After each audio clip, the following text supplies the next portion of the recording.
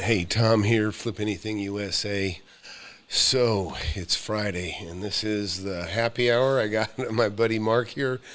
Smart guy, always fun to talk to, always got a lot to say about a lot of everything. So how's it going, Mark? It's going good, especially since we have a glass of wine, and it's Friday, as you said, so all's good.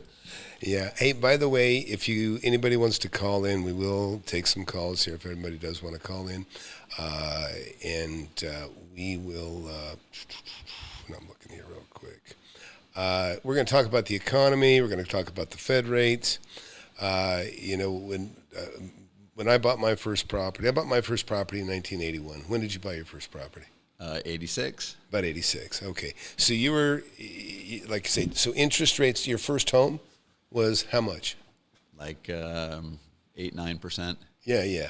And that's about right, actually, because my first property I bought in 1981, it was 10%, but it was actually an owner carry. Okay. And that was about on par for what things were at that time for owner carry. A lot of stuff. I carried a lot of notes for 10%. Anyways, those of you who just got here, Flip Anything USA. I've been buying and selling real estate for 42 years. I have a mentorship at FlipAnythingUSA.com. I'll show you real quick here. If you get a chance, be sure to hit that subscribe button and hit that like button. But number one, hit that subscribe button. You don't want to let this channel get away from you. I talk about a lot of stuff, show a lot of deals. I've got many millionaires already in my mentorship. You can see these guys right here. Just go to FlipAnythingUSA.com. I got a webinar. You can look at the webinar and just click right there when you get in the site. And, anyways, take a look at it. It'll be worthwhile. Anyways, so let's get back to Mark here. And Mark, so you bought your property in 1986. Is that still the same home you still hold? Uh-huh, yeah. You got a great home. You must have been making some money back in 1986. Yeah. So I bought my first house that was a legitimate bank loan, not an owner finance. I bought several properties, but the first one I actually borrowed money from the bank, and it was at I got 9 1/4, but they gave me 9 1/8 because I made a deposit in the account over there, and it felt like a home run at the time. Yeah, it's kind of funny how people today. I kind of consult with a software company that they're all young people, and they're like, "Oh, interest rates can't be like 8." And it's like, it's going to kill everything. And it's like, just so you know, they've been that way most of my life. Yeah. Yeah, and a lot of people don't realize that. I always laugh at, a lot of fake gurus and a lot of terrible advice out there from young people. And, they may feel like a rock star because when you're buying and selling real estate in an ascending market, everybody's a rock star. Yeah. You know what I mean? It's hard to make a mistake. Yeah, it's the blind pig finds a corn cob. So. Yeah, I don't know that one actually. Blind pig finds a corn cob. Oh, corn cob. Yeah. And they feel like they can see in the dark. But listen, things are changing drastically for a lot of people, and people are going to start getting upside down. Maybe you disagree or agree. We can talk about it. No, I agree with that completely. One of the things I kind of when we were talking about this is I actually just went and looked at the Fed rates over time, right? And the Fed has kept the interest rate basically zero for, since 2008. It was in 2000. It was 2008 or 9 we had the crash. Yeah, the crash was in 8, and then they just lowered the interest rates after that. Yeah, so it might have been in 9 that the interest rates hit there, but and they tried to raise them, and then COVID came, and they lowered them again. And so, basically, we'll say, to 8 to 23, they were zero, because almost 22. Like half a point. I think it was half a point. But it wasn't, let's see, half a point. We had a little jump in between 2009 and now. Because it was basically, I think, 18. It went down, and then it went up again, I think.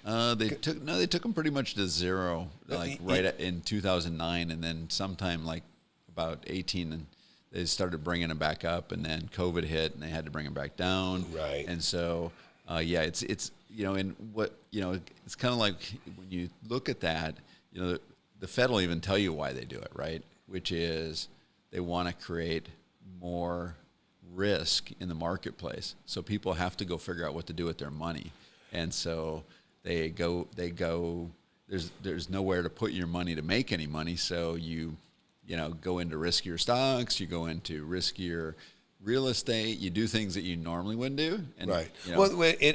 when the Fed raises the interest rate, more opportunities open up to do other things because they have to. That's the alternative, right? I mean, from as far as right now, why would you put your money in the bank and get 1% when you can go loan it out yourself at 5 or 6 or 7% to somebody else? Correct. Right. Or buy bonds, right? Yes. And right now you can get like 4% in 1-year bond, which now competes. This is why the risk goes down, is because people take their money and they go, I can get a treasury bond 4%. Now other people want to make more than 4%, but there's a group of people out there, retired people. So they start taking money out of the system, and it just kind of like tightens it up.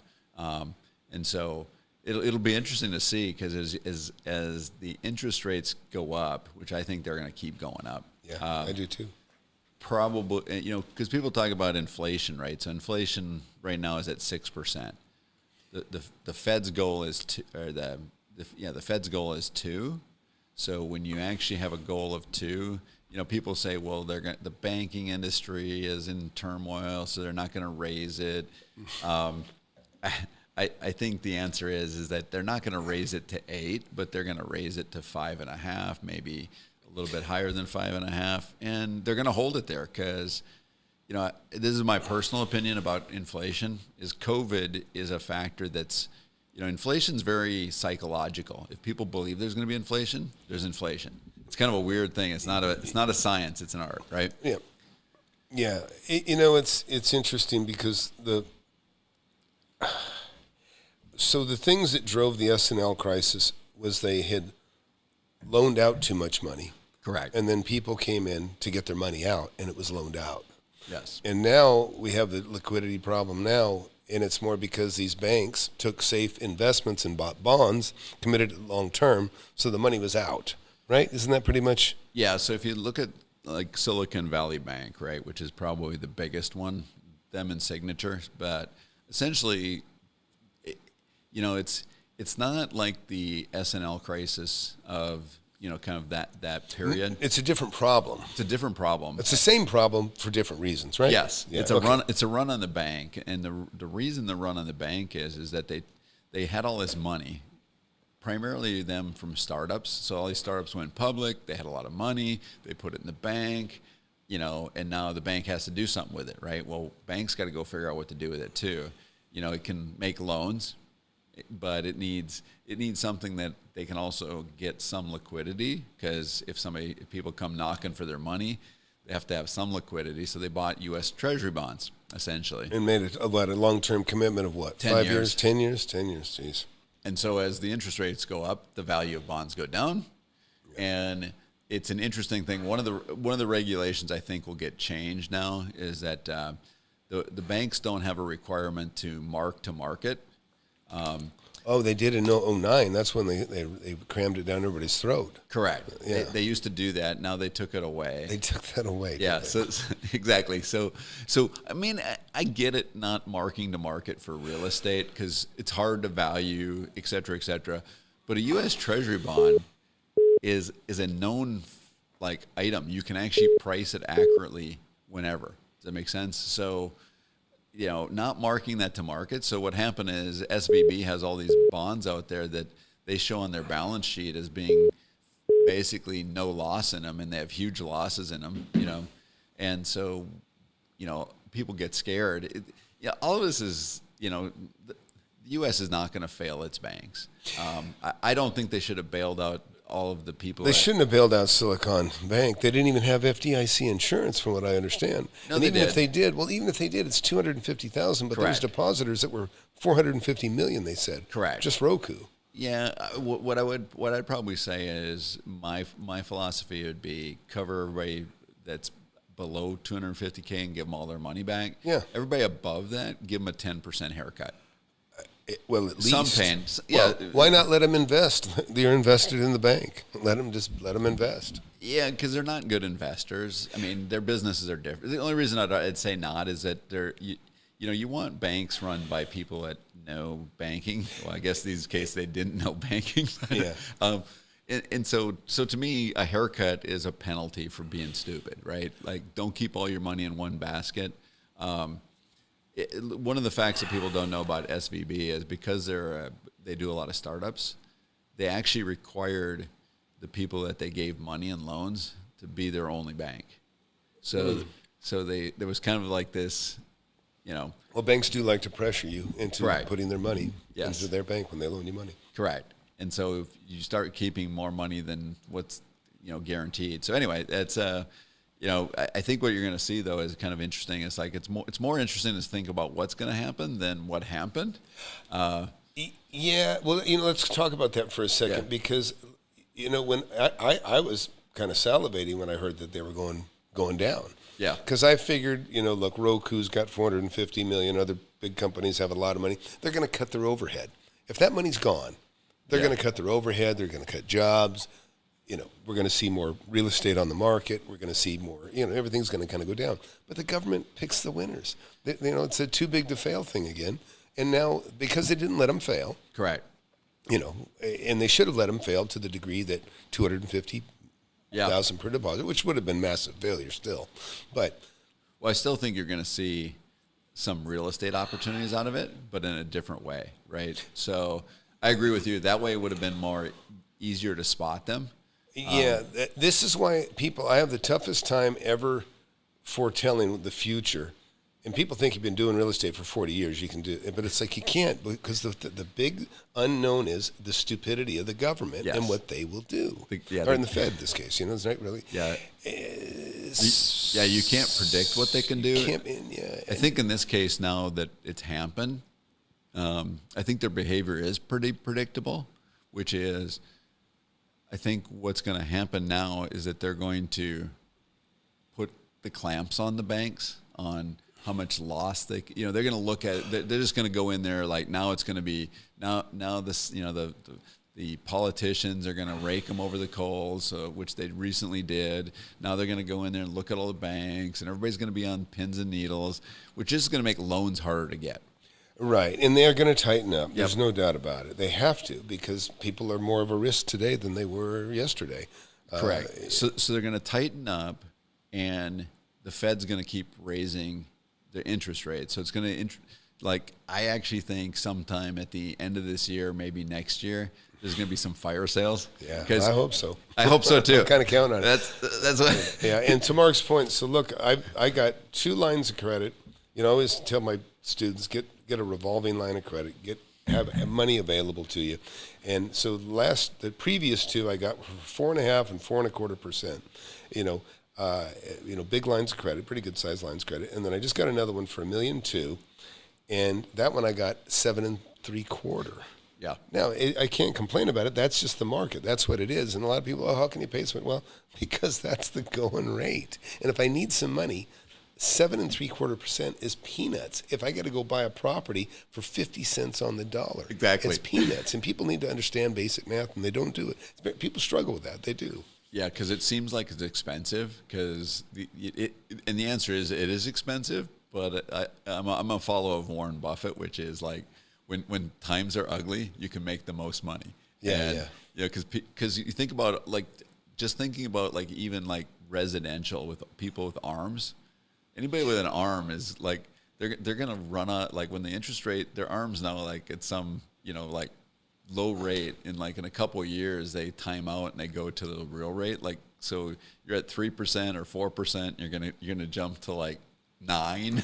Oh yeah. No, and that's why I say, there's this, well, I won't get into the subject to thing with you, but these guys are, they have no respect for equity. They think, just cash flow. They don't understand. Bank respects equity. Yes. They got to have both. But anyway, so hey, you guys watching, you can call. You see the number above Mark's head there. Feel free to call in, and you can get in this conversation. Barry says, no, that is not my brother. He's kind of a brother to me. He's a good friend. And yes, we're drinking wine. Mark actually is one who turned me on to good wine. Good wine. I never liked bad wine, to be honest. I was a hard liquor drinker myself. And but Mark and I met, 10, 15 years ago. It's been a while now. It's been a while. And he takes me over, and he says, like wine? I go, nah. And he says, well, you might like this. No, okay. And then he showed me he's got 1,200 bottles of wine. And not a bad one in the bunch. And so I've been hooked ever since. And So look, what do you guys think out there? Jump in if you want to get in here. You want to ask Mark a question, or you want to talk about, some of your concerns. The stuff I hear, most people were first they're worried about where to put their money, which banks to put them in. I like small banks. I can tell you, my small bank, they have less than $1 billion total. Yeah, about 800 million, and 200 million is the actual founding fathering of the banks. Their money. No, 100 million, and they have 200 million line of credit. Yeah, and they told me everybody could pull all their money out, and and they'd be fine. Yeah, I don't know if I completely believe that, but what I would say is I agree with you on small banks, mainly because you need that personal relationship. Because absolutely, the corporate banks are going to go. I mean, first the regulators are going to hit them harder, and the smaller banks are going to fight. If you're banking with one of the big boys, they're just going to go, nope. You're out of you're Oh yeah, they make the biggest mistakes. Look at Wells Fargo; they've been devastated by the last mishap that they had. And the small banks, by the way, listen, the small bank, it's a wonderful thing because your rate gets locked in with a phone call. Correct. You know what I mean? And when you can usually, if you're doing reasonable business, you're talking to usually the president or one of the top guys. And president usually is the main loan officer. Correct. In a small community bank. Yeah, they technically have a committee, but he is the committee. Yeah, but they know what committee will do, Right. And, so, Liam is in here. One of my first mortgages was an ARM, and the rate went down 3 times, so you never know. Yeah, you probably got that. I'm going to guess, Liam, you got that around 2008 or before 2008, and then you watched it go down because I borrowed... Go ahead. I wasn't saying anything bad about arms. I was just saying that if you have an arm right now, I wouldn't want an arm right now. Yeah, there's certain people that if they had arms and they stretched how much they could buy based on the arm a couple of years ago, and I'm just saying there's going to be some opportunities where those guys are going to be they might have equity in their house, but they can't afford the payment. Right, but an arm was a pretty safe bet for the last 12 years up until, right? Yep. And, I got a couple loans. I got one loan that was $3 million, and at 5.5%. Correct. And then we had the 2009 crisis, and rates dropped 3% almost overnight. It happened so quick. I was worried because things were going wrong, and the people were having trouble. But then all of a sudden, bam! That was a $90,000 a year interest relief, just on that one loan. Yeah. And it took care of some of the other problems that were starting to eat. At the. Yeah, I think the other thing you're going to see is there's a lot of people that have balloon payments out there that. They're not going to make them. They're not. Yeah, because. Yeah, actually, me and you got one too. Yeah, you and me have one. I'm not worried about ours. Yeah, I know. But yeah, we have if we didn't have the cash to go do it, the answer is you just might not be able to. I'm involved in a business and we're trying to raise money, and the market for startups is just terrible. Just terrible. There's just, and people go, well, it's a good. You can have a great story on equity, and the bank will just say, we're just not interested. Well, the bank isn't going to give it to you. Correct. So you're looking for individuals, right? No, I meant just for real estate when people have their kind of like a balloon, and people go, well, it's got great cash flow, it's got this, it's that, and the bank just goes, sorry, we're just not making any loans. Yeah. And it's and which is not completely true. They have a profile that they want to loan on, and that is a very safe bet, and I understand that, and it should be. And, so I'm a pretty safe bet. I have local businesses, services, my tenants, these are my tenants that are in business that rent from me. They're not, I can say they're not going anywhere. I don't believe they're going anywhere, but their rates are going to go down. The rates have gone up a lot, of course, recently because everything's gone up. Everything's so much more expensive. I've raised everybody's rent. Yeah. Had to. I mean, the tax assessors have been relentless on raising my taxes, and so I got no choice. And it's tough to pass on, but you got to do it. Yeah. So let's see. So what else can we talk about, Mark? So did you have a 5-year call on that big commercial property you bought, or did you refi that, or did you do anything with that yourself? Well, I originally took out a loan for it, but I actually about a year and years ago, I just paid it off. Oh, nice. Congrats. So, that was a nice big one to have paid off. That's great. Yeah, and I was actually looking for another piece of property. I just never could find one because cap rates were just out of control. Right. You know, right. so I kept looking for like something rational, and it was like, I mean, I was getting like, well, 4.5, and I even made an offer on I actually made an offer on a deal at like 5.25 and didn't get it. Yeah. It's like, I'm glad I didn't get it now. Yeah, and that's funny how things change very quickly. Yeah. Did you get any revolving lines of credit locked in at all, or? I didn't, because I actually have enough. Like this guy, I have about, you know, You're comfortable. I use bonds as my credit right now, so I have a fair. Like I'm one of those people that is taking money out of stocks and putting in bonds because I can get, 4.5 to 5%. And what's the commitment?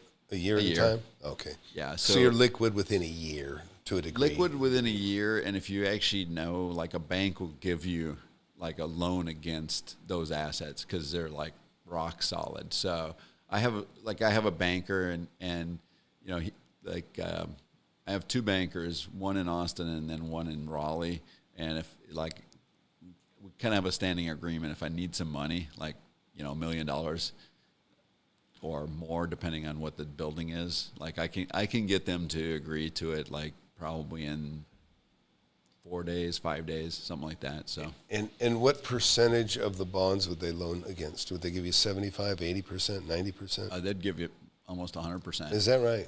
Because, well, I mean, they would look at it like because they could decrease in value, like, but the interest rate would have to go up by, because they're 1-year bonds, so the interest rate would have to go like, if the interest rate goes up 2%, they probably go down 2%. So there's not much kind of like it's fairly safe. Yeah, because they're T-bills too, so it's pretty safe. Yeah, I've always been 100% real estate. I've never gone bankrupt. I've never had a problem. I've been tight at times, but I've always been 100% real estate. But I always just measure myself to always keep some cash on hand, or like you say, I have the safety net of a bank and decent assets that are bankable. Even if the values go down, it doesn't matter. Yep. Once you have equity, you still might have to do that personal guarantee, which you and me have talked about, which nobody really likes to do. But it doesn't bother me. I mean, if I was doing risky shit with other people's money, then maybe I would worry. Maybe I would do that. I wouldn't do that, but But I a personal guarantee to me is not a problem at all, because if you don't have faith in yourself, that's kind of what you're telling them. Correct. Yeah, if you're not saying, I really don't know that if I know that I won't know what I'm doing, I don't really trust that guy. Yeah. Me. Or this one's not really a good deal and it's probably going to crater. So why are you doing it?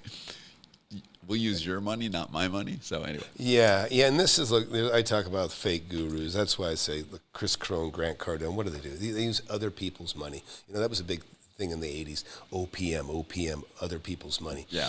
And and listen, it is a safe way to use other people's money. Even though you might lose other people's money, you don't lose any of your own. Right. But it's not a very good thing for you, the investor. You better take control and hold your own and make it happen for yourself.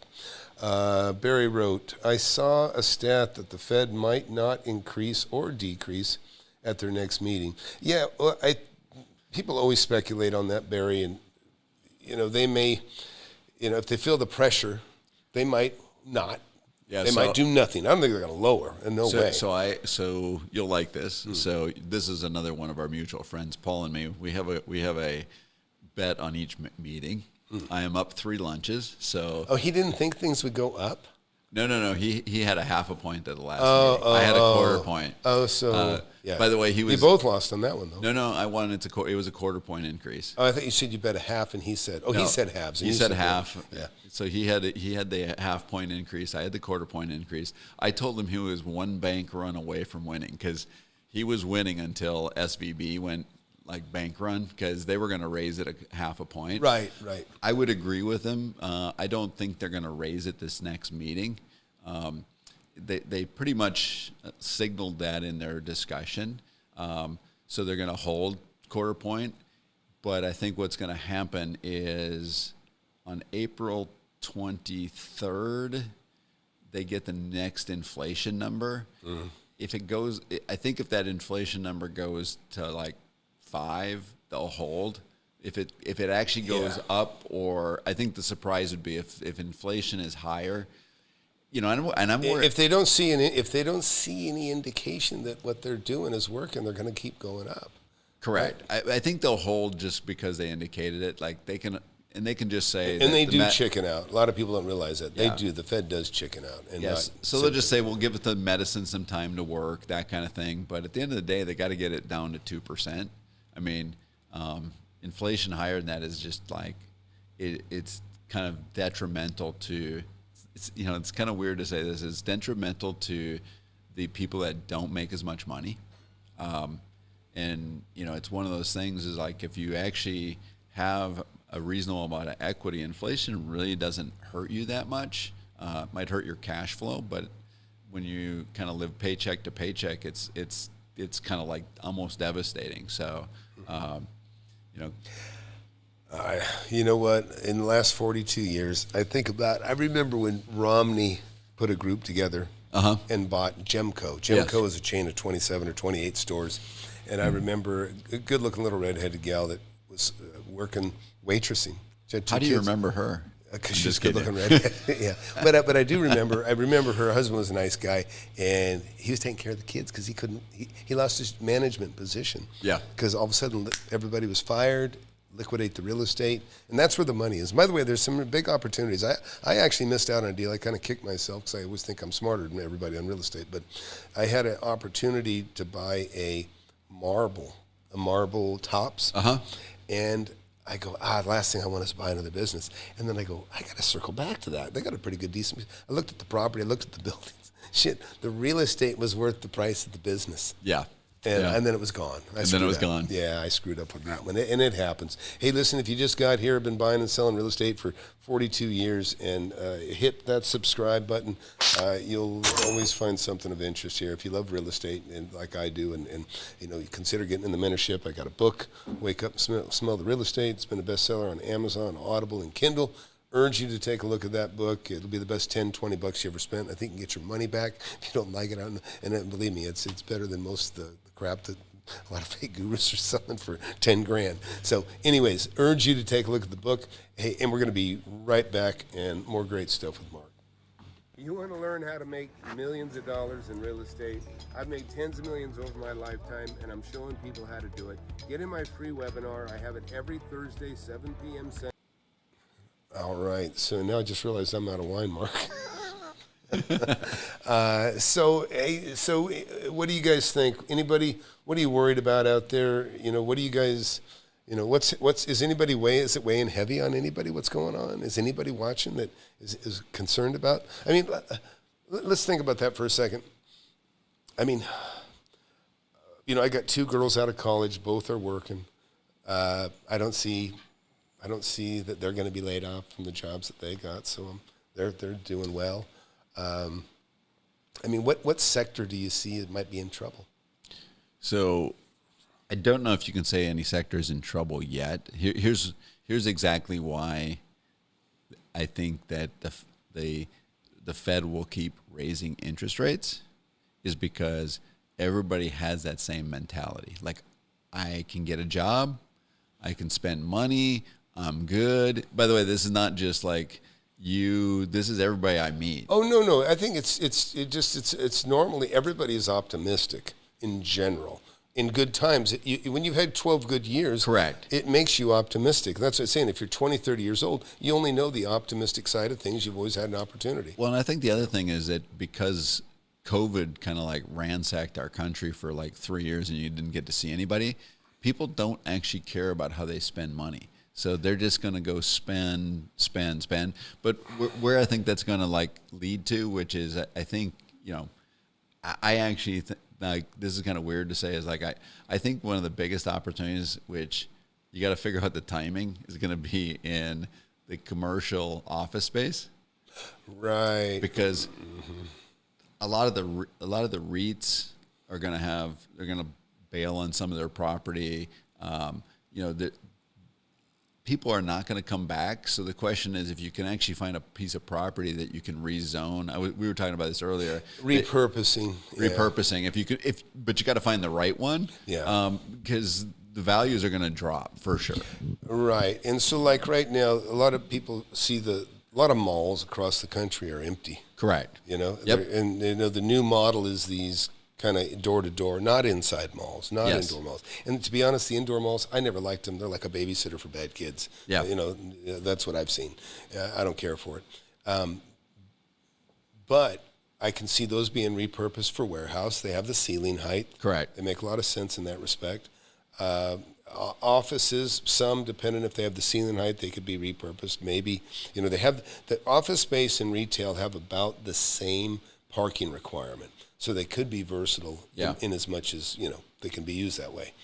I think one of the things that, and I know you said this, which I believe in, is you make all your money on the buy side. Absolutely. I make it when I buy it. Otherwise, I'm speculating. What I do is when I buy a property, I buy it under market. And then if I hold it, that's where I begin to speculate. But I don't begin speculating at the beginning at retail. I begin speculation at a wholesale, very, very low price. Yes. And then if I want to hold it a little bit, if things are just going straight, or if things start to go downhill, I'm going to jump. I might hold it for a little while. I might let a property sit empty for a year. Correct. Just to kill the gains, lower the gains. But you make your money on the purchase, and you'll never get hurt as long as you sell it quickly and don't speculate. Yeah. So, hey, I'm going to pull up this Fed rates chart. This is the federal rates over the last 60 years. And it's kind of small and a little bit hard for some of you guys probably to see this. But let me see. I'll see if I'll make it a little bit bigger for you behind me here. Yeah, as I see this is like one of the things that, again, I deal with a bunch of younger kids in my workplace. Right. And they're like, well, they can't keep increasing the rates. And I go, well, they have three times in the last 40 years, so I think they can. They may not. And then the other one is like, they're too high and it's going to crater real estate. It's not going to crater real estate. I know. It's going to change how you make money. It's just the rules. Listen, as long as you know the rules, you can make money. Correct. And they kind of set the rules. Hey, the rules are, right now it's 9% interest. You know, it sucks, but guess what? There's opportunities that come from it. So, so look at this. And Mark, you got the chart in your hand. Yeah. But so you can see, I mean, this is when I began my real estate journey right here. Correct. Right at the peak. That's when I started. And rates were coming down. Look how fast. That's a very significant. They went from 20 down to 8%. It looks like in about 2 years. That's about how I remember it, to be quite honest. And then jumped up and down here. Like I said, things are everything I was financing was right in here at like 10%, which jives totally with that. In fact, I've got a whole book of notes right here that these are from pre-1990. Like that decade in 1980, where I made a lot of money in land too. Yeah. But it was all those notes that I carried were 10%. Yeah. And I think the thing I would say, which is kind of, I'm willing to bet lunch on which way the Fed's going to move, but I wouldn't I think one of the things we both believe in is like, you don't have to guess which way it's going to make money. You live with where it is, and you go, because if you're guessing on where the interest rates are going to go to make money, you can't control the government. I mean, there's just way too many variables. They could hold that shit at 0 forever. They could raise it to 10. They can do anything they want to do. They pick the winners, right? Yes, they pick winners. Yeah, and so back to the chart here just for a second. Just I want everybody to take a look at this. So from here's like 2008 to looks like about 2000. I think that was 17 that they started raising it for a while. Yeah, but the Brock this has to be 2008, 2009 right here.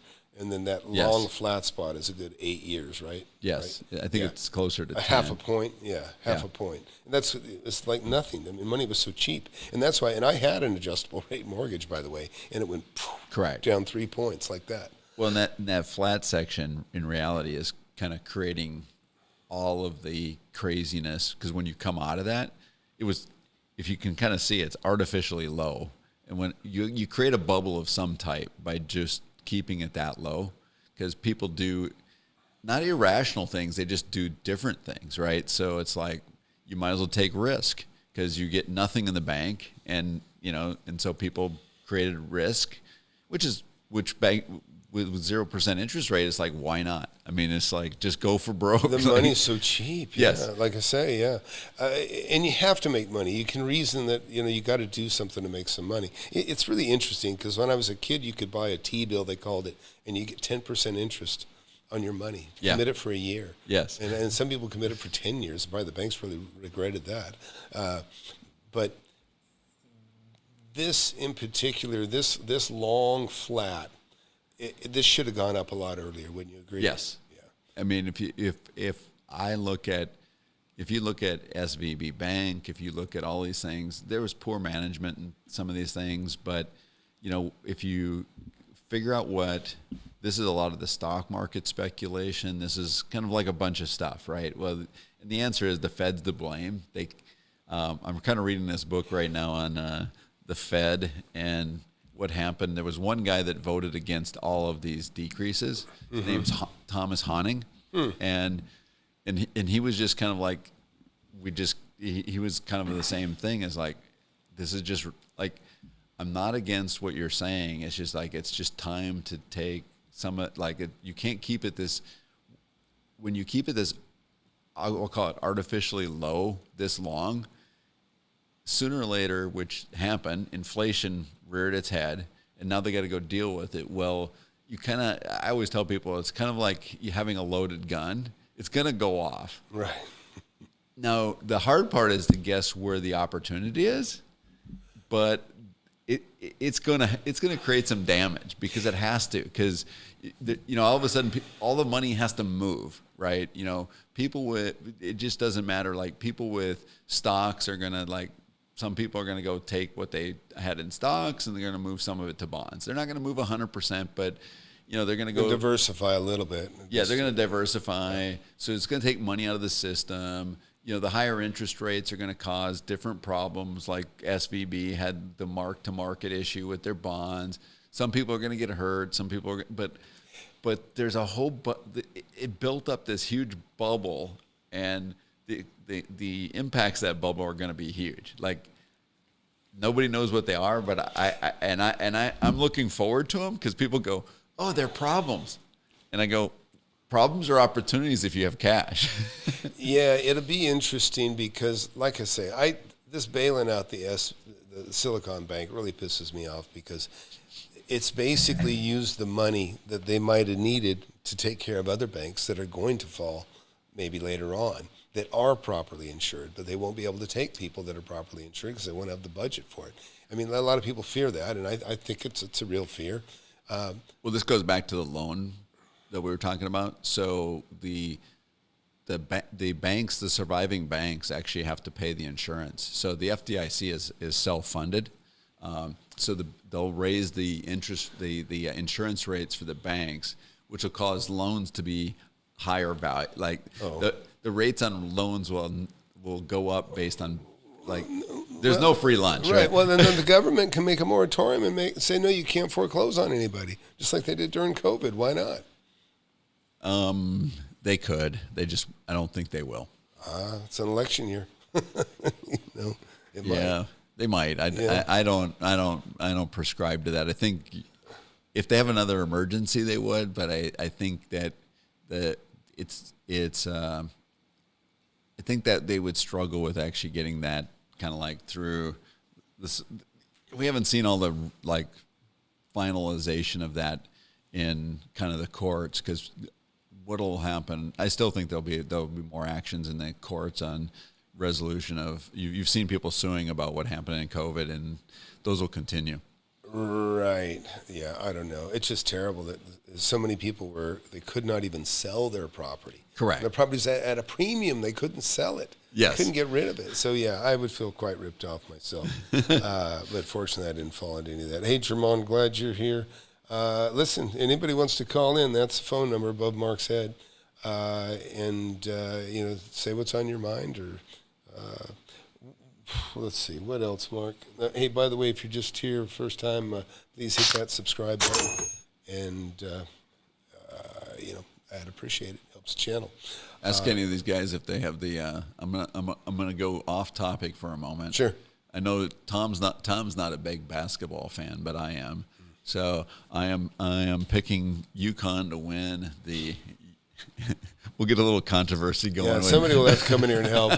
Yeah, because But I told somebody said, like, why are you picking them? And I go, I'm not really picking them. My bracket is like busted multiple times. But there's a sports commentator, Jay Billis, and he actually picked UConn at the beginning. So I don't know what he knows, but I'm going with him now because I got nobody left. So. That's funny. Well, somebody can comment to that. Certainly that's not my subject. When it comes to sports, it's kind of like white noise to me. I played them when I was younger, but I just don't watch them. So Barry actually wrote here, what kind of property does Mark buy and where? Okay. Yeah. So I would say that I don't do residential. I don't know why. I just don't like it. Well, you've done some. You built some specs.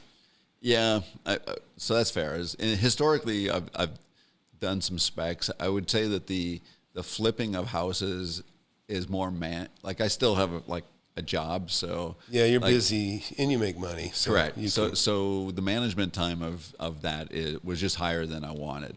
Right. The places I buy, which I would say I only buy in 2 locations, which is the Austin region and in the Raleigh region, North Carolina. Primarily because my daughter goes to school there. Yeah. We go visit there a lot, so I actually know that region and know people in that region. Typically, commercial real estate, and I own some by myself, and I own some with groups. I prefer myself only as the owner, but I'll do it in groups when we have a group out there that we do, I would say, pretty speculative stuff. Mm-hmm. And what I mean by speculative is not that we don't think it's worth money, is that we buy crappy properties, and then we accumulate them in one, so they're contiguous to make them correct. Grow. And then we have the guy that runs it has run for political office there, so we have some clout in getting them rezoned. And so basically, that's the reason I'm in that group, is mainly because the returns, are aiming for 15 to 20%. Whereas when I buy stuff for myself, I'm kind of more in the kind of 6 to 10%, with kind of ongoing plus, appreciation over time. Sure, you got your safe assets that correct. Your bread and butter. Yep. And they pay the bills, and they just generate cash, and I'm happy with them. So I kind of go in commercial real estate, really conservative to really aggressive. And nothing in between. Yeah. So, and the thing is a lot of people think that that there's a risk. If you know what you're doing, there's really not much risk. If you've got a specific plan, and what Mark's talking about, the group that he's with, they're, like I said, they buy a lot of properties, but you can make property more valuable by making the parcel bigger. Correct. You can have more options. There's things you can do that you can't do otherwise, especially in areas that are really chopped up. You could build big, whatever, a mall, or something like that, or a big apartment building that you couldn't do otherwise. Well, I couldn't put up one of the properties we gathered 6 properties together, and then we're putting a 20-story building on it, which I don't have enough money to put a 20-story building up. But right, but collectively it works, correct. And that was a great return on that one you did, right? Yes. 40% annualized, mainly because when there's 2 things, we've always planned to go develop them, but we've never developed them. So we've accumulated, rezoned, and the returns at that point are always so far on the deals we've done have been high enough that we just go, okay, it's not worth for us developing it. There's more money to be made. Well, that's what threw me into land and real estate in the beginning. I was building homes, and I thought, geez, I can flip 3 lots and make as much as I made on this spec home. Correct. It took 6 months, Yeah. So That's great. So, okay, Alex wrote, any safe real estate strategies during this climate? First-time investor, I know probably it's all about the deal. Make your money on the buy. Well, that's what I would tell you, Alex. You got to be really careful. I don't know how old you are, but the worst thing you can do is start investing blindly. You know, you should never feel like, nothing should feel risky. It really shouldn't. Because when you have knowledge, nothing feels like a risk. You know, I'm totally risk averse. I mean, when I buy something, I'm like, I got to get this because I know I'm going to make money on it. I'm disappointed if I don't get it because I know that I'm going to make some money on it.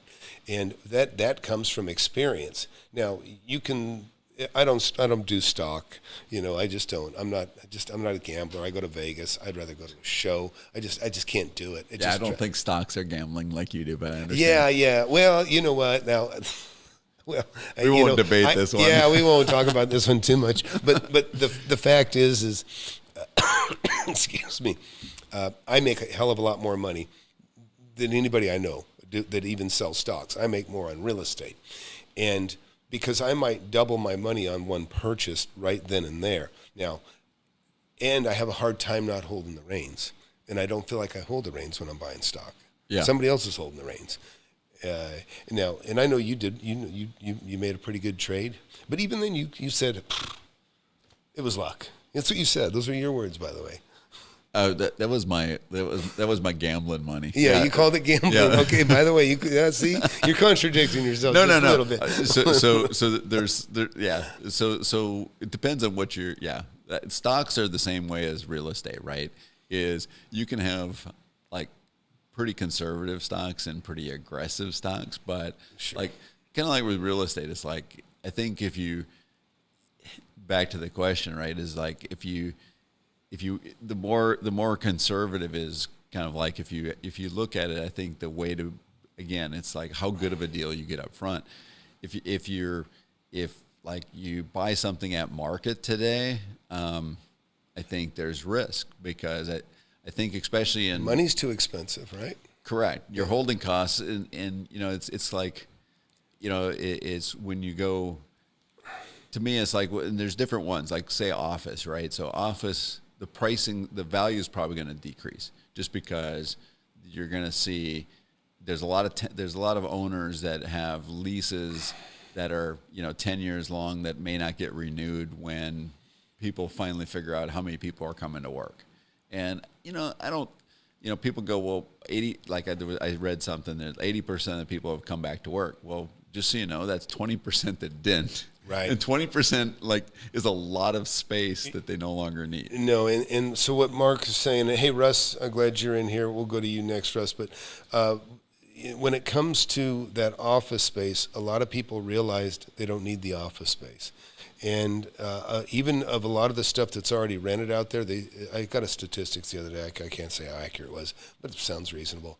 But it's something like 80% of the office space that's out there, only 70% of it's being utilized. So in other words, there's a lot of dead space, empty desks that when it comes to renewal, if they renew, they're going to take 30% less space because they don't need it. And think about the money you save by. I mean, you got to weigh it against productivity, but they got things that measure people that whether they're working online and you can check on them. But it'd be great to not have the overhead of office. Office is substantial. And again, when people talk about this, sometimes you get arguments like, well, some people are going to go to work, and I go like, yeah, but we're talking like if only 10% don't, and once the leases catch up to that 10% of the entire real estate commercial office right. is a lot of money. You know, and it just has some effect on the rates. So yeah. I mean, and so when people talk about like, you know, I just don't. That spot, and by the way, people go, well, I can make money on it. It's like, okay, good. I just think, you know, this back to like, part of this, what you just said, is feel comfortable that you can make money because, you know, that one worries me, so I wouldn't do it. Industrial space, I'd feel much better Yeah, about. but you're going to look at the tenant either way. Correct. The tenant. Are they going into an obsolete business? Listen, I own a business that's becoming obsolete. One of the companies that I have, and I can see it. It's just writings on the wall. So, hey, look, Russ just wrote, hey, Tom, what would you say to do with debt during these times? If dollar collapses, news started to report this recently, will debt be the way easier to pay off if dollar is devalued?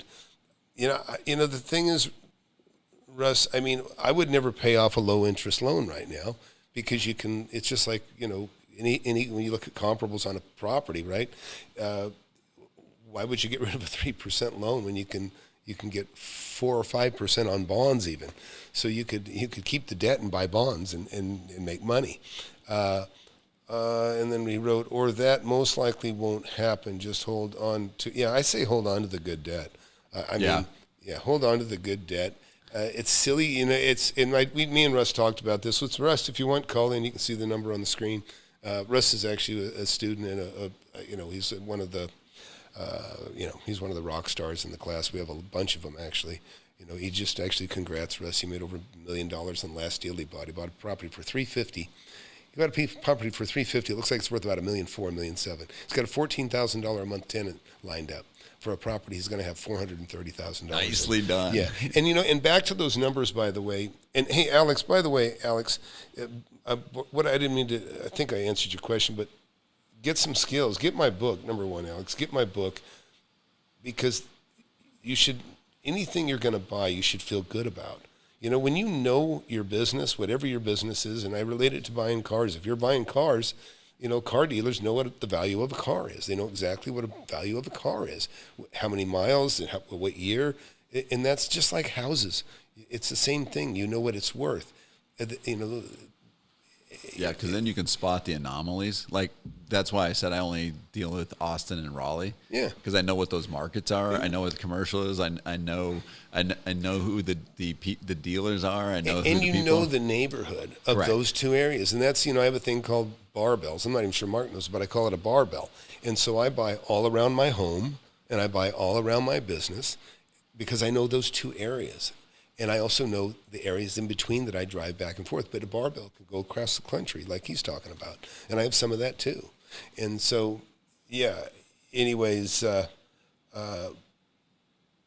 but main thing, Alex, is you got to know value. And, just start, listen, it's so easy. If you just start studying the area around which you live, I can tell you, even, you can't see it behind me because the chart's here, but, I can throw a rock in any direction and hit a property that I own, and I can keep throwing it in either direction. A rock, that's how close. I can keep throwing a rock and keep landing on a property that I own and probably go, a half mile or, a mile up the street and tens of millions of dollars. And so, that's how close proximity the deals are.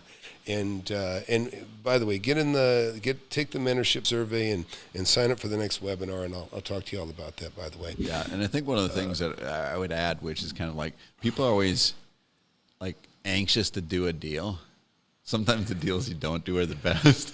Yeah, well, like you say, you're a fan of Warren Buffett, me too, and Warren Buffett will talk about how, he's like goes up to bat, but he might not swing for 6,000 pitches. Correct. And everybody's yelling at him to swing. It's if you don't swing, that's power. You just swing when it's a winner, and that's it. And you can gather information because I think, as you said, like the information on what is going on in a neighborhood is really powerful. Oh, yeah. Like, for example, that group I was talking about is, we know where the rail lines are going. We know where the city wants to put stuff. It's like when you start actually knowing, it takes, because all deals have risk. It's power, and it's even with Correct. land development. I think where the sewer is. Is there a sewer? Listen, I bought a 50-acre parcel, and nobody realized it, but I did. There was a 24-inch sewer main running diagonally through the middle of it. That was like a giant vein of gold. And, I made a couple $1 million on that one property. I don't know what kind of gold that is. Yeah. It's true. Russ or somebody call in if you want to talk to, by the way. People in Tom's area must wonder why they keep getting hit with rocks. Yeah, they're tenants. It's okay. They're cool. Anyways, so what else can we cover here? Somebody better call in. I'm going to feel like I'm wasting my money on this call-in feature. You might be. I might be. Yeah. Anyways, but let's see. What else is in the news that's bothering you or not bothering you? I tell you what, the best thing in the world. And say, by the way, I'm almost crippled right now. So, I have one for you. Oh, good. This will be interesting. Like this is the whole. So, part of this, I'm involved in a company that does kind of the environmental stuff, right? So, New York's about to get ready to ban natural gas in all of their buildings. Oh, right. We talked about this a little bit before. Yeah. So one of the things that is kind of interesting, like, New York has a lot of affordable housing, and when they do this, the problem is it drives up the rental rates or the utility rates because electricity is a lot more expensive than natural gas. So there's some wacky things. Oh, well, that'll be an attack on the poor then. Yeah. So go ahead. Oh, so I'm just going to let Russ in. He called in. Okay. Yep. No, we'll keep talking to. Hey, Russ, you're in the room, and hey guys. Hey, Russ. Just feel free to jump in anytime you want. But Mark was describing. Go ahead and continue. Well, because the IRA bill, right, has a provision that basically for the EPA to spend I think it's $7 billion on bank loans for electrification, not climate control, electrification. So basically it's taking natural gas out of buildings. But I would also tell people this is kind of weird to say, there's a bunch of, you got to be careful, but there's a bunch of opportunities in the IRA bill to do solar, do all these kind of weird. So a lot of cases you can actually sell solar back to the tenants. If you do a solar installation, there's a arbitrage of the rate that actually makes the property more valuable. So anyway. Yeah, I can't stand those. I know things. I hate these subsidies. And listen, it's just. They sugarcoat all these turds that are for the country, but particularly you'll see air conditioners. You can get an air conditioner and get a big rebate. You can get solar panels and get a big rebate. This isn't for you. The excuse is that it's green energy, or the excuse is that this is good for the environment. But really it's some politician has gotten paid off in order to make somebody fat that makes money on the resale of the air conditioners or whatever. I'm more opportunistic on that stuff than you. Yeah, you take advantage of it. I wish maybe if I could better, I'd feel better about it. But hey, Russ, what's happening? Welcome. So I joined in late for some reason. YouTube kind of shadow bans when Tom goes live, but I'm guessing Mark is a real estate investor. That's what I'm getting from the 10 minutes.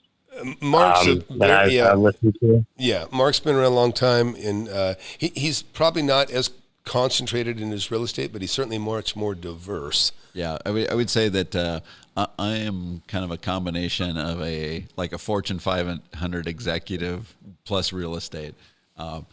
Real estate more of kind of late, probably the last kind of 15 years, but I still actually kind of have I retired for a while, and then I went back to work after about a year, mainly because I just got a deal from somebody that one of my old friends said, I need you to come help me out for a couple of years. So I'm kind of working a little bit, but I do real estate kind of both individually, but also kind of I do, as opposed to Tom, I actually do some of it in a group also.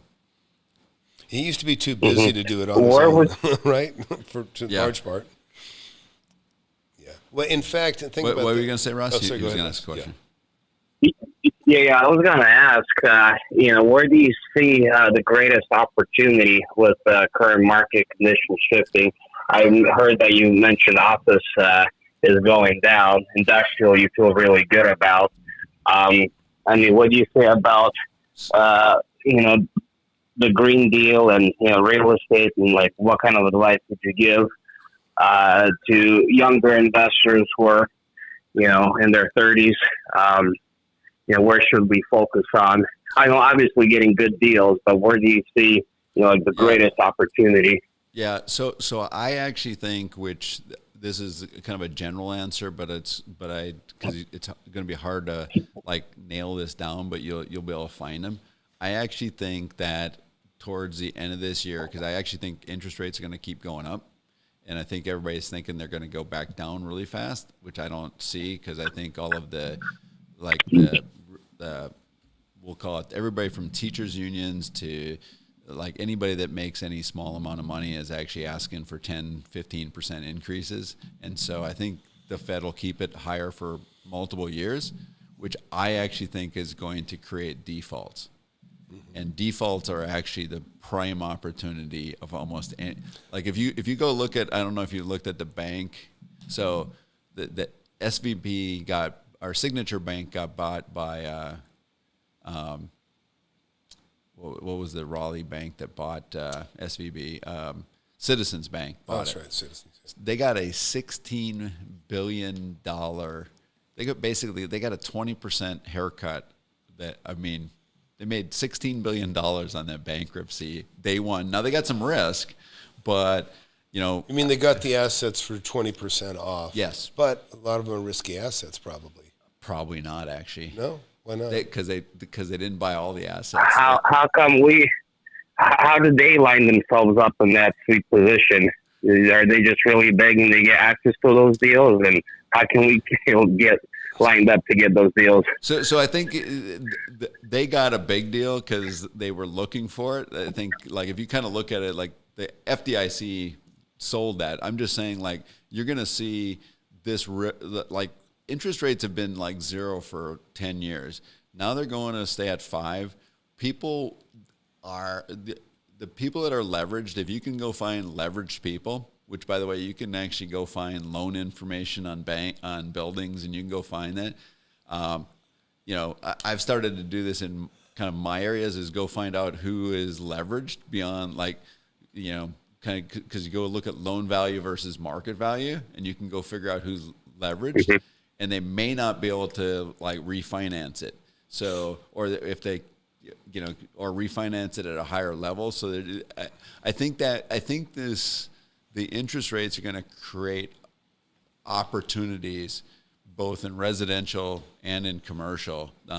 So I would just look at who's leveraged. Yeah, the only problem, or the only thing I see with, even if somebody's way leveraged up to their teeth, it may not be worth what they owe. No, I understand. Yeah. So you need them to fail, right? I mean, that's what we're talking about. We need them to fail and let other people take the pieces up. Go ahead. Maybe. So, like, let's just we can do short sales, maybe, and you can pick up the pieces. Yeah, or think of this, like, say somebody has an arm, right, and their property is actually worth more than they can pay for it, or it's worth more. They actually have equity in it, right? But they have an arm and they actually can't afford the rate. A lot of people just try to hang on too long, so they actually, like, they can't pay the loan. They need to sell the house. They're going to have to do it faster than they want to. Anyway, I'm just kind of saying those situations where I wouldn't go after things that aren't worth what they have. But I think the immediacy is where you're just going to have some cash ready, and you're just like, people are just dumb about, like, they try to hang on too long. They do. And this is something I was talking about. I wasn't talking to Russ about it, but I was talking to somebody else about it earlier today. And I was talking about how people, when the market turns on you, and all of a sudden, you don't have, just say you're a small investor and you get $100,000 equity in your home. Well, then all of a sudden, they're selling the second phase of the subdivision that you bought in for less than you paid in the first. And now you're upside down, or it's not worth what you paid. It just guts you. It just guts you. You just feel like you're back to zero, because you are back to zero. And it's very tough to face. And I think that, and I couldn't tell you how much, I don't know any statistics on it, but I think people walk because they don't have equity. Yes. And they ruin their credit, and they don't care. Hey, Mark, how do you find those people that are over leveraged? Like, what programs do you use? Because I only focus on a few areas. I actually just do it manually. I don't really. So you can go find out bank loans. There's I can't remember I actually work. I get somebody that at my workplace to give it to me, so I don't actually know what they use. Because we actually. But there is a system that exists. Yeah. That finds the loans and includes leverage. Yep. And you have to you have to manually match it up to the market. But you can, I would just say that desperate people are really good to deal with. Yeah. Well, they're motivated, right? Right. And it's basically off market. You come to them before it's on the market. And that's the key right there, how to find, these over leveraged folks. Yeah. And give them a hand. Yeah. And Russ, I know you're a bright guy, but I'll just say to other people watching, listen, don't feel like don't do anything that feels like you're taking a chance. I mean, if you feel like you're taking a chance, you're probably just uninformed. Yeah. You really are taking a chance. There's no reason to take a chance. You can reason that, gee, I got this cash in the bank and I want it to work for me. Well, it's working for you by being there, just so you know. Yeah. Having cash. I think what Russ on standby. Yeah, I wouldn't even talk about him doing I think what Russ is saying, which I agree with, is I think that the first premise you said is you have to know the market that you're buying in, because wherever you do, if you don't know the market, then you're gonna make a bad deal because you just don't know what it's worth. Yeah. But then the question is, how do you find stuff off market? Which I think. Right. Well, we're all pretty good at that in the class. Yeah. Yeah. And I think bank loans will be one area where or just leverage will be an area. Hey, Russ, one thing that when you do this, because I've done some, is sometimes it's hard to tell because the loan is on multiple buildings. And so I tend to go towards the smaller ones to avoid that, because the single ownership ones. But because sometimes a group will own 5 properties and have loans across them, and I've never figured out how to dissect that. So. Yeah, if it's cross-collateralized, I could see that being pretty tough, because the lien you could see a huge lien on a property. I just skipped those, just so you know. Yeah. Although maybe there's something there too, right? Maybe. It just took too much work, and I just No, I get it. But so Russ, and do you think the opportunity is presenting itself right now? So I'm guessing people are, feeling the pinch already with the bank going down Silicon Valley. Yeah, I don't think it's only going to get worse from there. I don't think I think they're feeling some pain, but not enough yet. This is because if you go look at the stock market, you go look at we'll even say office space. There's people are I think they're in denial. I think they're getting hit with a hammer, and then they're like, this doesn't hurt. This doesn't hurt. And so I think it's going to be later this year if I had to predict, but who knows? It could be 3 months. It could be 6 months. It could never happen. I think, but it's back to I think it's going to. I think it's going to. Yeah. I mean, and listen, I'm the last person to do any bold predicting, but I just think it's it's just intuitively, because there's just too many things going against it. And people are cutting overhead. And by the way, just on the press, everybody in the news, Bloomberg, all that stuff, everybody that gets up there is simply explaining that it's going to be a soft. It's not a recession. It's going to be a soft landing. It's going to be a soft recession. Right. And then pretty soon, it's not going to be as bad as we thought it was then. In other words, it's going to be transitory. Transitory. Everybody on there, all they do is explain that it's too optimistic.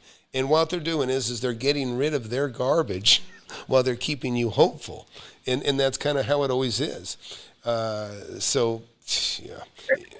Here's another question. Say if you have some rental properties that have a whole ton of equity in them, you can sell them right now to build up your war chest, but that money has to sit somewhere. What do you do if banks are going under? I mean, isn't that risky? You put, say, $1 million in the bank, and next thing you know, they go under. I mean, what would you do with your money? So I'll tell you what I've done with my money is, I have a T-bell ladder. So basically, what a T-bell ladder is basically is that kind of I'll say if you were going to do $1 million one, you'd basically do roughly 100,000 due every month, and that way you kind of have available cash, and if you actually need to take a loan on it, you can, and because banks will actually loan. We were talking about this earlier. They'll loan you money against that, or because your money's in that's bonds. Treasury bills. Yeah, Treasury bills. You can get, so basically, you can get somewhere in the neighborhood of 4% for annualized rate, probably 4.5 right now for like 1 year out. And so you kind of like, this is the 10-year that you work with.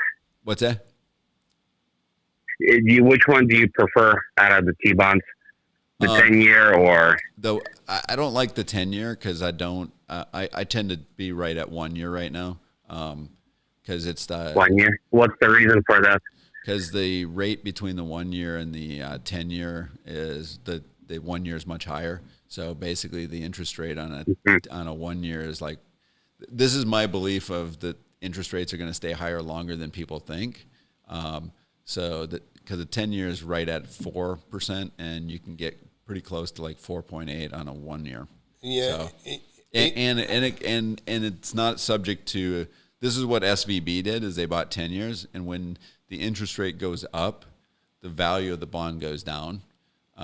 It doesn't happen as much with a 1 year because you got to think about the multiplying effect is like of 10 years of like if you actually believe interest rates are going to stay up 1% higher than they are today, that'd be like a 10% haircut on a 10-year bond, whereas on a 1 year bond it'd be a 1%. It's not exactly how it works, but I'm just kind of illustrating the point of why 10 years can the value can actually move around more than a 1 year. But mine is because I believe that the interest rates are going to stay high for longer than most people do, because the prediction out there is that by the end of this year, first part of next year, first half, is that they'll start lowering rates again. I don't believe that. Yeah, I don't either. In fact, just look at the chart behind me. This is the history over the last 60 years.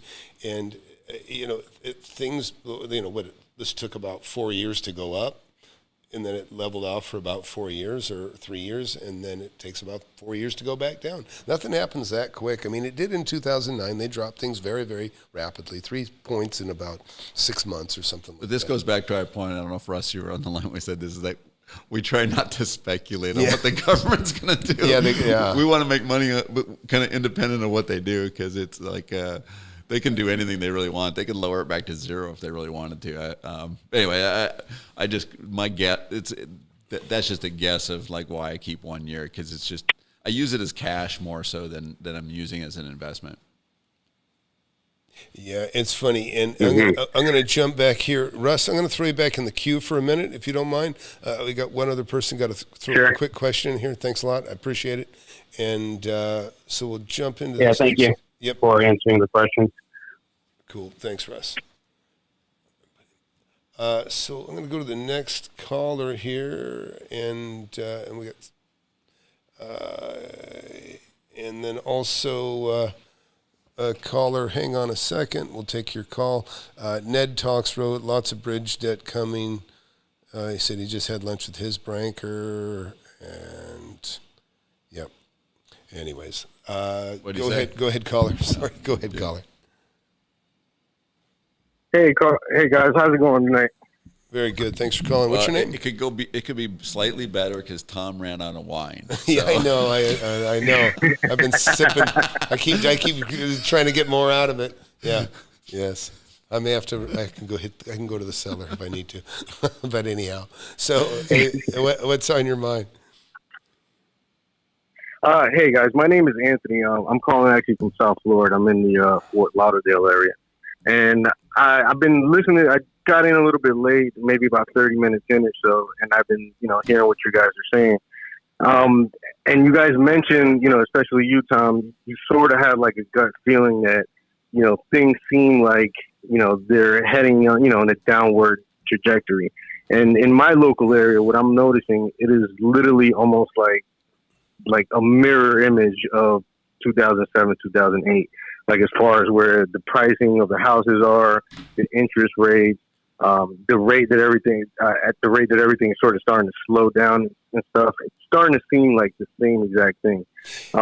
I know you're not in the business of predicting, but your gut feeling, you think this will be worse than last time, or do you think, you guys mentioned the soft landing was like, you guys, it seems a little iffy, but You want me to go do you first, think Tom? this seems like it's going to be worse given the fact that's going on? Sure. I'll go ahead and let Mark make his take a crack. I'll take my prediction first. Sure. So the answer is no, it won't be worse. But Worse than what? Than 2007, 2008. Oh yeah, I'm going back to 1981. Yeah. So okay. So compared to 2007, 2008, if you go look at why it won't be worse, which this is also why there's some opportunity, is like people have to have like the banking regulations on how much equity you have to have are much higher. Like, I don't know about what the deals there are in Florida, but like I know in Raleigh is like, even when I was, the amount of money you have to have in a deal, you used to be able to like do 90% loan to value. And, the recent kind of like, if you kind of like back in those days, and now it was back in the 80%, now it's like 70%. So people have real money in these deals now. And I think that will, 2008, 2009 was when you basically like, Lehman was leveraged. I think the number was like 20-1. So a 5% drop wiped them out. So I don't see the leverage as much. I think there's going to be like crazy ramifications. They're going to be more weird. Like, when you undo 0% interest rates for 10 years, some shit's going to break. It's hard. Like, this is where speculating on where, like, if you see things, let us know too, because it's like there will be anomalies happening that will create opportunities. Yeah, and that's where But it won't be worse because there's less leverage. So leverage is the thing that makes it spin completely out of control. I don't see as much leverage out there. I don't know if you see that in Florida, that there's less leverage too, but that'd be interesting to know. Yeah, there's things too that like in Florida, that's where a lot of people are gravitating to Florida. And so you're going to have your economy may get a softer landing than other places. People are leaving New York, people are leaving California because you're a no-tax state and you got a pretty decent, they run it well. It's a great place to live. The weather's good. So, and I got that here where I'm at too. And so we have that going for us that, when you can be in a everything can be kind of decent, the overall economy. And I always tell people my economy is like 15 square miles. You know what I mean? It's because that's where all my money comes from. It comes from all the tenants that I have. And so that's what I'm mostly watching. But I don't know who said this. Somebody recently said this, and he got in trouble for it, but he basically said he would not invest any money in a Democratic state for exactly these reasons. But and by the way, I'm kind of more apolitical than Tom. I just say that I actually kind of agree with him, but not for any political reasons, but the fact that it's just a better investment. So I think in Florida, Tom's point about Florida, Texas, red states prosper. Well, and believe me, I don't like either party particularly well, but the blue cities are gone to shit. So I think Florida will have a softer landing. But do you see less leverage than you did in 2007-8 in Florida? Yeah, and yes, I do. And actually, I actually run a business. I still have an office up in New York, and I was at the tennis game with my father, and we were actually discussing this over the weekend.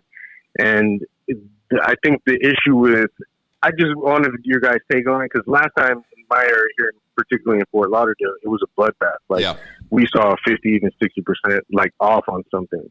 Now I so much don't see that because, like Tom mentioned, a lot of people from New York, New Jersey, Connecticut, the Northeast in particular, have come down. And a place, I have a place in, let's say, somewhere in like Corona, it's like Queens, New York, by the Met Stadium. It's not a particularly great neighborhood. Those houses are selling for like $1 million plus. Mm-hmm. So that's the conversation I was having with my father this weekend. People that are selling those properties and are coming down here, you can buy a really decent property in a really good neighborhood in Boca Raton or somewhere in Fort Lauderdale that's really nice for $600,000-$700,000, and those people aren't even, not even blinking. they're doing it, because compared to a neighborhood like that, like Tom mentioned, it's paradise. Yes. Great weather. Everything is relatively new compared to something like that. The roads, the infrastructure, the schools. So I don't see it, and a lot of those people came with cash. So I don't see too many people over leveraged. I was just curious as far as you guys take, whether or not, we're going to be that bad. But Mark, what you mentioned about the Lehman Brothers and all that stuff, I totally agree with you on that. It was a different scenario, but I was just really curious on that. I wanted your guys' take on that. Yeah, I think you're going to see more one-offs than, like, I think you're going to see good opportunities. I just think they're going to be more one-offs. Like, individuals are going to be in trouble because they just were stupid, right? They kind of like SVB as a bank, right? You're just going to see individuals or individual companies that just made kind of like bad decisions, and then they got to get out of it somehow, and so they're going to be desperate sellers. Yeah, and most people are careless. I say all the time, the masses are the asses, and it's true. They just, 20% of the people make 80% of it happen, 80% of the people do make 20% of it happen.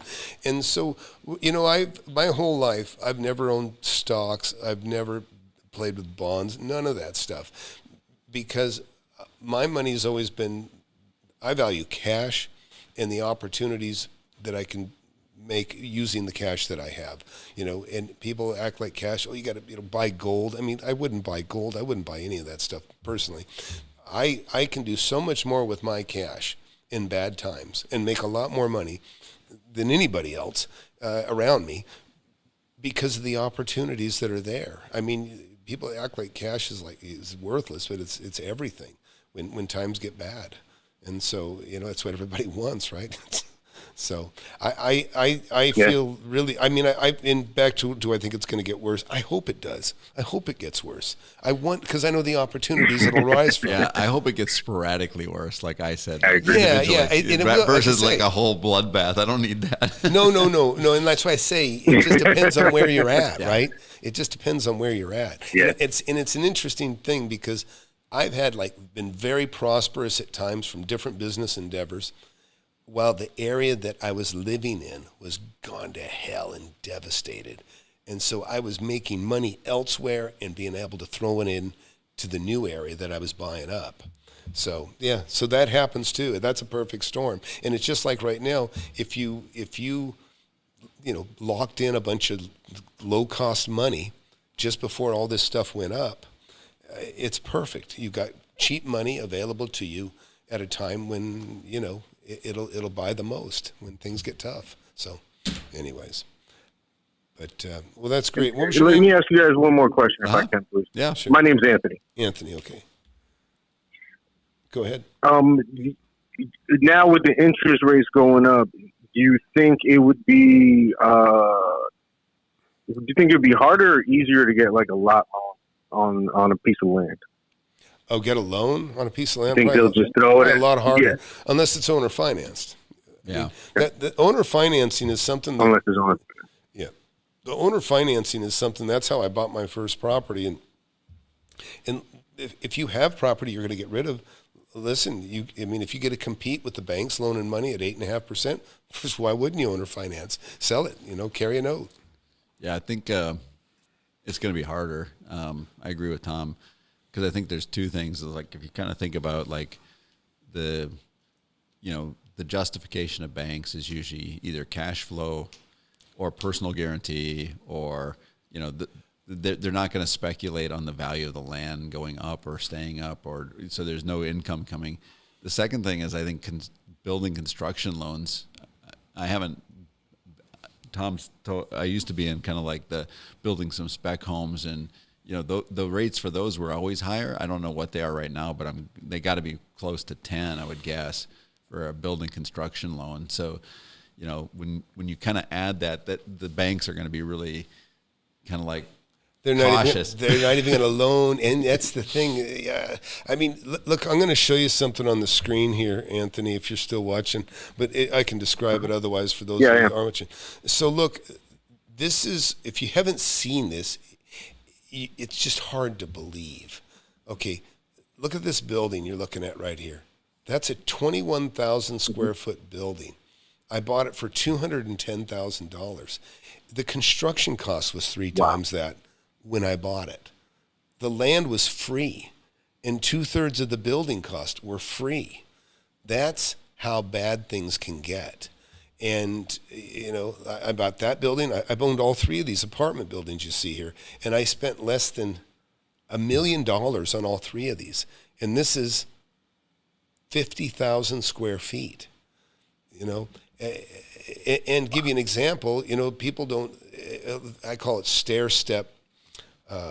stair-step recession. You think things have recovered, they leveled off, well, they plateaued, but then they drop again. That building you see right here, this one and this one together, sold together for $1.2 million, and that was cheap.